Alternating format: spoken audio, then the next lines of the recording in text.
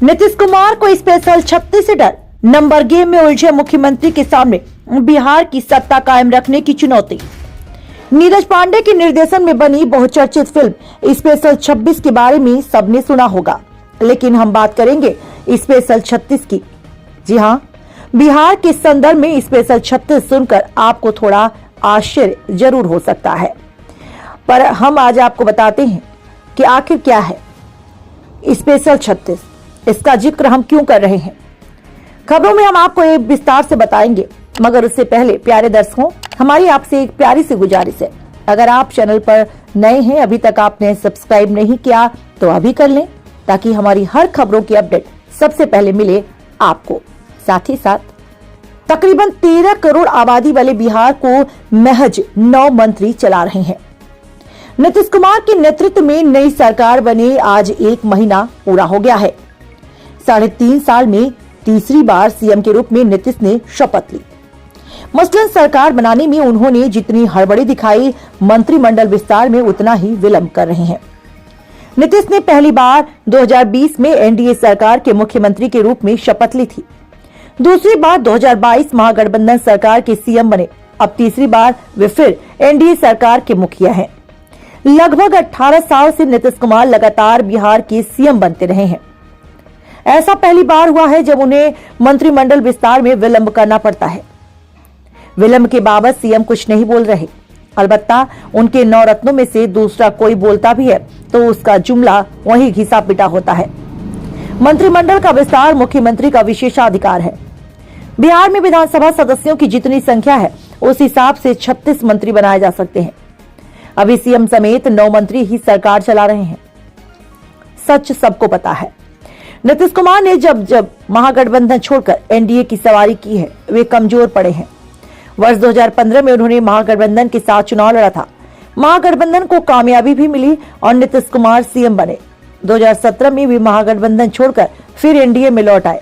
CM की उनकी कुर्सी तो सलामत रही, लेकिन 2020 के विधानसभा चुनाव में उन्हें इसका खामियाजा भोगना पड़ा। उनकी पार्टी जेडीयू को सिर्फ 43 सीटों पर कामयाबी मिली। बाद में 2 और विधायक उनके साथ आ गए। एनडीए में भाजपा को सर्वाधिक सीटें मिली, लेकिन गठबंधन धर्म का निर्वाह करते हुए भाजपा ने सीएम की कुर्सी नीतीश को ही सौंप दी।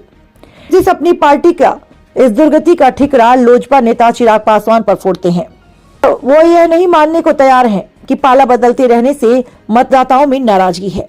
नीतीश कह चुके हैं कि जेडीयू उम्मीदवारों के खिलाफ लोजपा ने उम्मीदवार उतार दिए, जिससे उनके 2.5 दर्जन कैंडिडेट हार गए। खैर, 2022 में नीतीश ने फिर पाला बदला और महागठबंधन के साथ सरकार बना ली। अभी 17 महीने ही बीते थे कि वे फिर एनडीए के साथी बन गए।